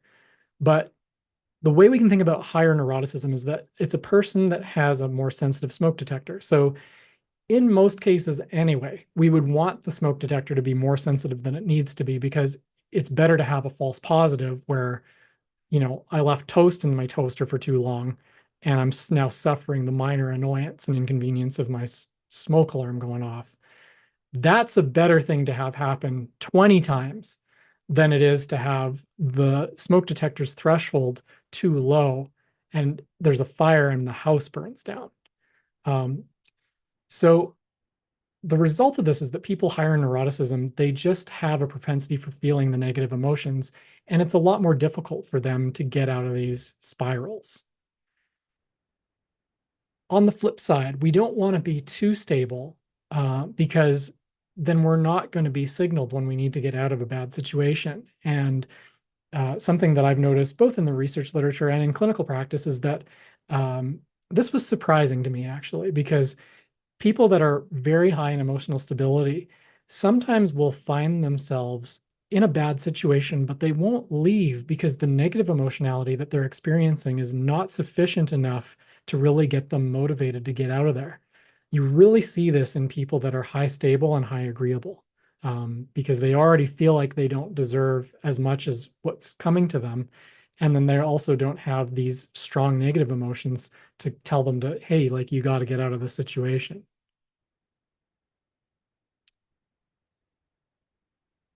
And again, one of the most difficult parts about neuroticism is that the vast majority of what we all worry about is completely groundless, because we come from a long line of people that spend their nights worrying and therefore didn't get into trouble. And by that token, you know, there's a theme here. passed on their genes. So I think we should really, like give a moment of silence or spare a thought for people that are higher in the neurotic dimension. Because if the average human's worrying needlessly 80% of the time, someone higher in neuroticism is probably worrying like 99% of the time. And it's not really a great experience. And this cute little cartoon, I think, it's really, once people are exposed to this stuff and the genetic component, it is true that life is just harder for some of us. And it can really invite a lot of empathy, that not everybody is created equal. And it really highlights the importance, particularly for those who are higher in things like neuroticism or disagreeability, to try their best to put themselves in an environment where they can thrive and have increased moods of happiness, because life is really hard sometimes. So high emotional stability. A great example of this is this fellow here, Alex Honnold. He's a professional climber, and he's famous for doing something that's known as free soloing, which is where he climbs without a rope. And as you might imagine, to do this, someone would have to be very emotionally stable. And so for those of you who are thinking, that's just a picture of a rock, Alex is featured in an Academy Award-winning documentary called Free Solo, where he climbs El Capitan, which is a 914-meter tall rock formation in Yosemite National Park. And just to give you an idea, because again, it's in meters, sorry about that, but it's taller than the world's tallest building in Dubai. And so we haven't talked about this much, but there are increasingly more and more studies in neurobiology that are showing actual structural differences in people's brains that correlate with differences in these personality traits that we've been discussing. So in this case, we'll see a video about Alex's amygdala. I think all the soloing he's done has trained his mind. He doesn't get emotionally affected by it the way that a lot of people do. And not knowing about the science of that that's probably a product of your past more than it is just a genetic thing. There's been a lot of speculation about like how I deal with fear and like how I'm able to free solo. People are just like, oh, well, he must be a thrill seeker. There must be something defective. So the writer contacted me about doing an MRI. I thought it's kind of cool just to go get an MRI and like see what's actually going on. You know, scan your brain and then see if it's all there structurally. We're gonna start the task now. Remember to press the button every time you see a new picture come up, okay? Okay. We'll see, maybe it turns out I'm some kind of freak creature or something. I've had several ex-girlfriends say that I had like personality disorders or things like that. There's something wrong with me. Emotionally stable. Agree. Ingenious, a deep thinker. Disagree. Tends to find fault with others. Agree somewhat. Climbing a steep mountain would be too scary for me. Have trouble controlling my impulses. Is depressed.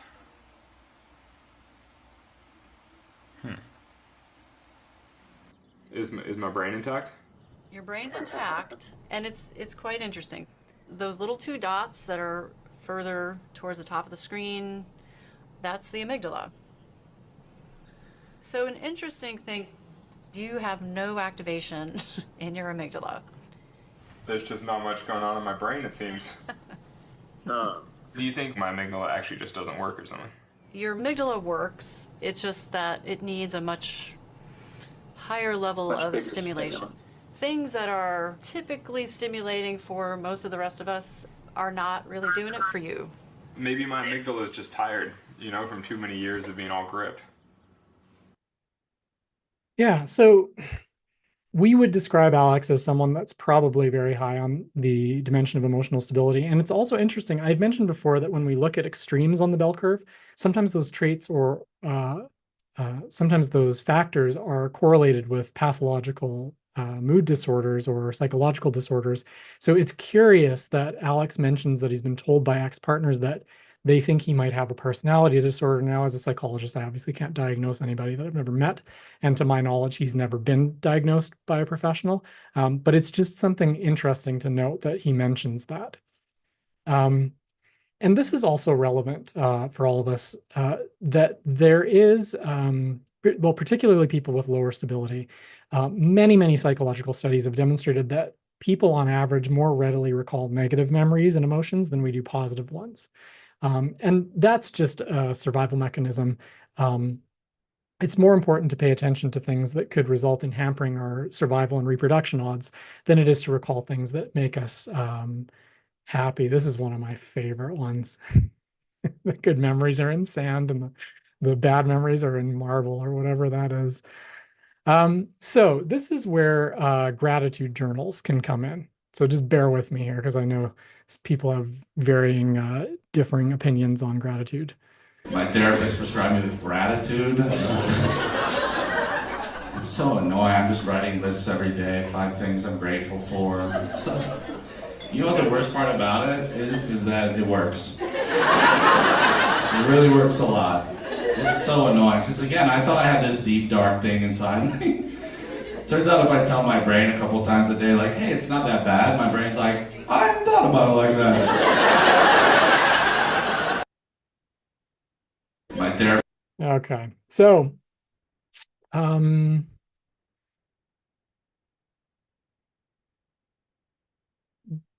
gratitude journaling and journaling in general. Now, that's not going to make, I don't think necessarily, again, a huge impact necessarily on a person's personality. But as the comedian mentioned, like it can actually help turn a person's focus in a cognitive behavioral therapy way more towards the things that are good that are going on. And so a couple of things that people can do to try and reframe their unhappiness is to journal. But the intervention I like to use, I call it targeted journaling, and basically, or time traveling journaling. So what it is that people take 5 to 10 minutes every day to just write down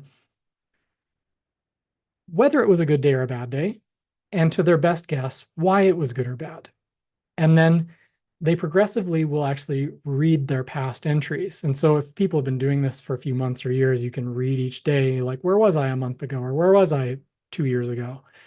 And interestingly enough, there's a good deal of psychological research that has shown that people are actually pretty bad at predicting what makes them happy over the long term.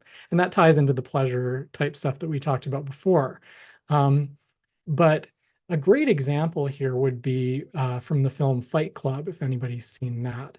You know, we work jobs we hate to buy things we don't need to impress people that we don't like.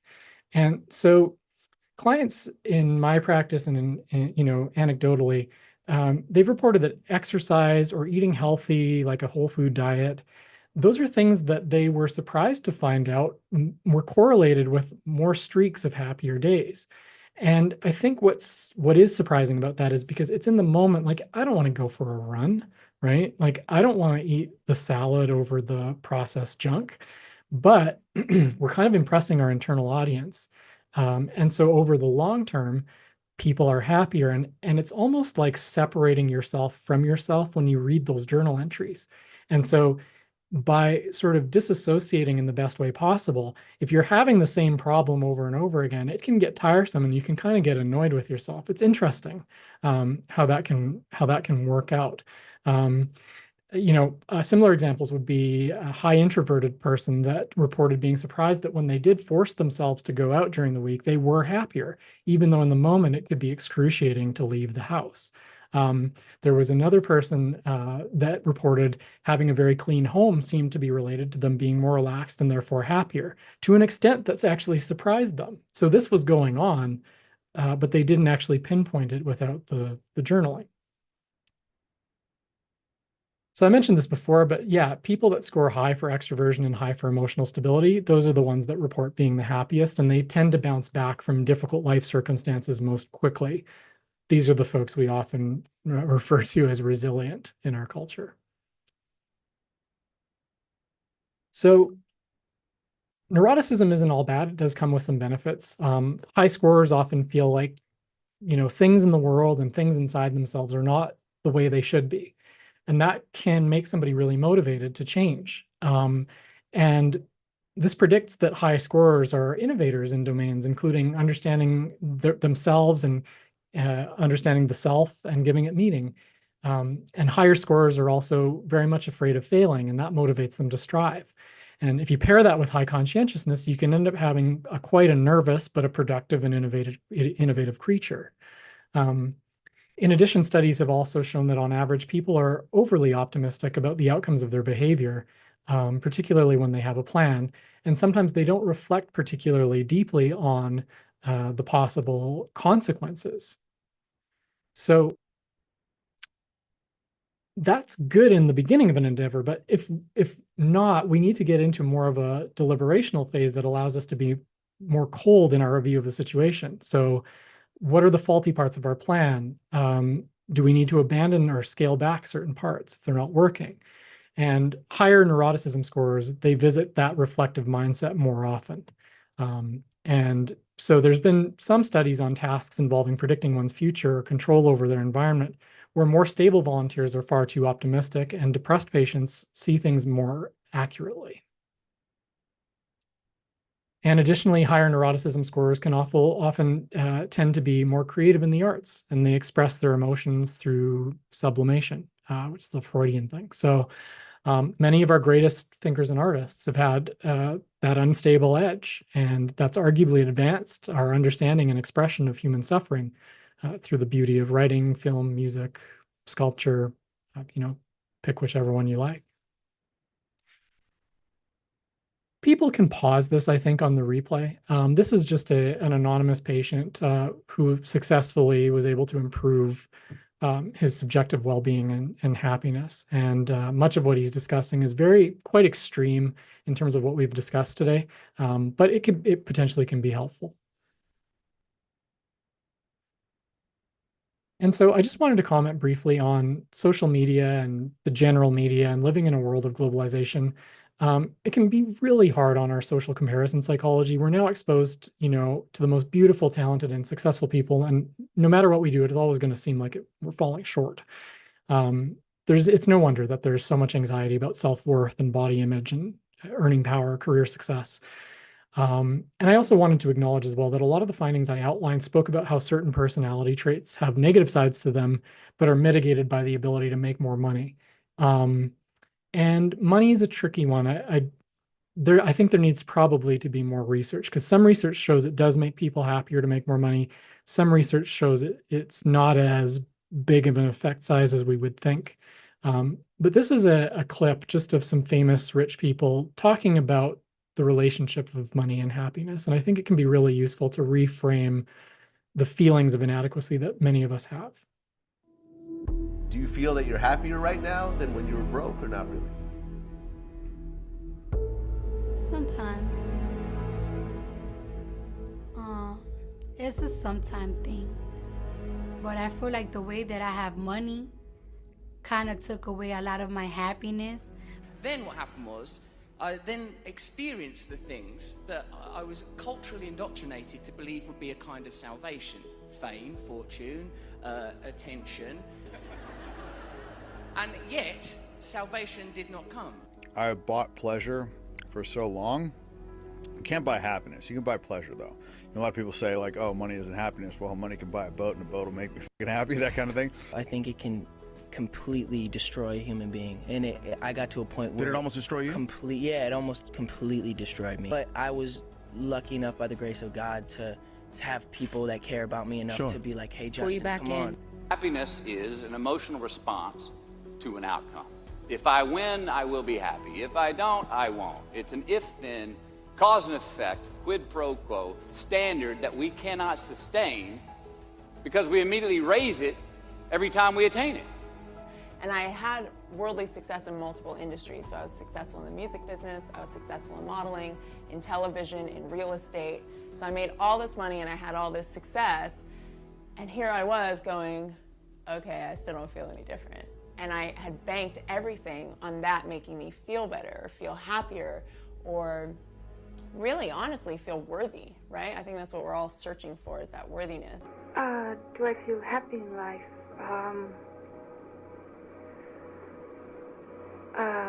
Let's see. Let's say I hope I'm finding happiness, but I'm not just generally happy.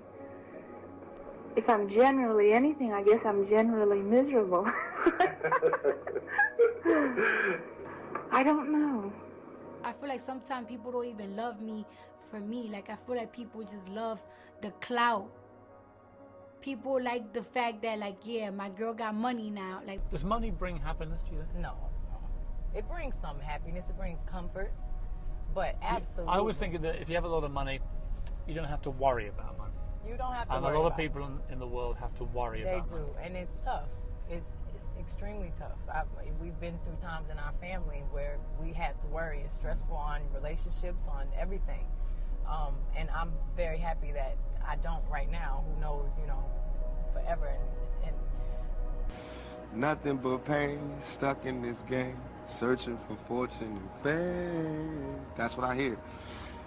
It's so basic that we all want to be famous and noticed and watched, and we all want money and riches, and we all want the finest out of life, from the most heartless gangbanger to the most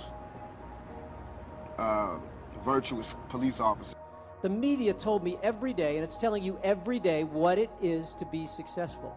So you've got MTV Cribs, you've got billionaires in front of your face, you have these extrinsic, external goals that will say, oh, Tom Shadyac has arrived. He has the right house, the right car, he flies privately.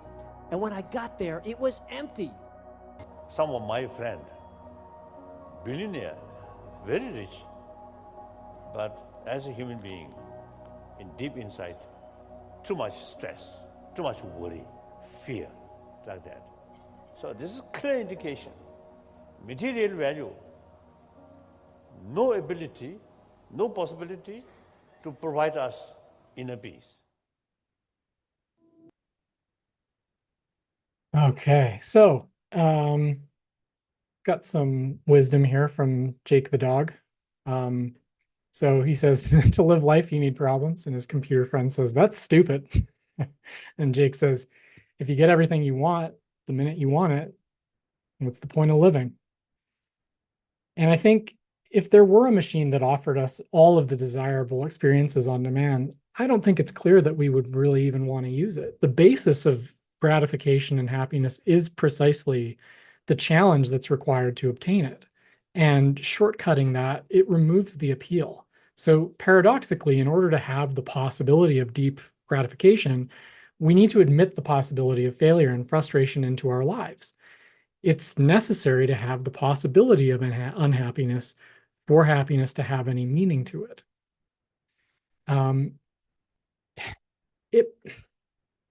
It's interesting because there's psychological research that's shown that almost ubiquitously people report that they believe that they will be happier in the future, but they're almost always wrong about how much they estimate being happier and what they actually report in the future. People go back to a baseline. And I think it makes sense that our system would have evolved that way, because hope that we would be happier in the future would be such a driving force for us to keep moving in a forward direction towards new goals and greener pastures. And so we've got to understand that to be happy, it's like brushing your teeth or going to the gym. You have to do the things that make you happy on a daily basis. It takes effort. It's a grind sometimes. Happiness is an emotion that's used to propel us forward. It's not something that we get to sit in necessarily for long, long periods of time. And even when we achieve something that we've been putting all our efforts into, many, many people report this. It just propels us into the next moment and the next goal. And that's kind of what I believe the nature of happiness is. It's kind of a bottomless void that has to be filled with our efforts each day. There's a book called Brave New World people might have read, and it's so relevant, I think, to our modern environment with pharmaceuticals and processed food and instant gratification. So it's set in England, and they have eliminated unhappiness. Everybody's happy now. That's the mantra that's repeated 150 times a night for the first 12 years of a young person's life while they sleep. And at the end of the novel, the rebel John, also known as the Savage, confronts the controller. And universal happiness, the controller admits, has been achieved by shifting the emphasis away from truth and beauty and towards comfort. And as a result, art and science have become impossible because they require skill, they require challenge and frustration. So happiness has got to be paid for somehow, and the guarantee of comfort requires losing other experiences that are a part of being human. Says the savage. But I don't want comfort. I want God. I want poetry. I want real danger. I want freedom. I want goodness. I want sin. In fact, said Mustafa Mond, the controller, you're claiming the right to be unhappy. All right then, said the savage defiantly. I'm claiming the right to be unhappy. The controller glared back at the savage and spoke firmly. Not to mention the right to grow old and ugly and impotent, the right to have syphilis and cancer, the right to have too little to eat, the right to be lousy, the right to live in constant apprehension of what may happen tomorrow, the right to catch typhoid, the right to be tortured by unspeakable pains of every kind. There was a long silence. I climbed them all, said the savage at last. So I've got a couple of final points here before I wrap up. So all of the human emotions are necessary, right? The beauty, the tragedy. Without pain and sadness, there's no way that we can fully appreciate love and joy. And that's not to say that we shouldn't strive to be happy, but we also need to manage our expectations about what level of happiness is possible on a consistent basis. To accept all of the beauty of the world and our humanity can do us a great service. As I said, it's the neurotic artists of the world, often the unhappy creatures that help remind us of the beauty and sadness and pain, and that which makes us and our positive emotions so valuable. And I would say, lastly, sometimes it might be better to just get a little out of touch with your own feelings and just try to concentrate on other things that you see worthwhile or challenging or important. And there is research that's shown that the more people focus on their own happiness, often the less happy they become, as reflected in something known as the analytical rumination hypothesis of depression.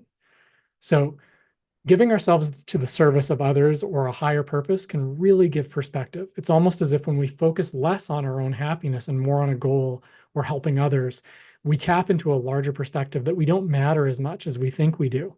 And ironically, that can cause us to be happier. So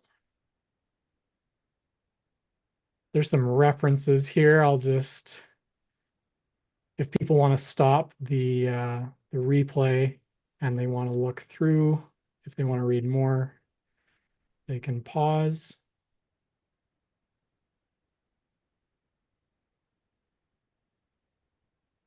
And that's it.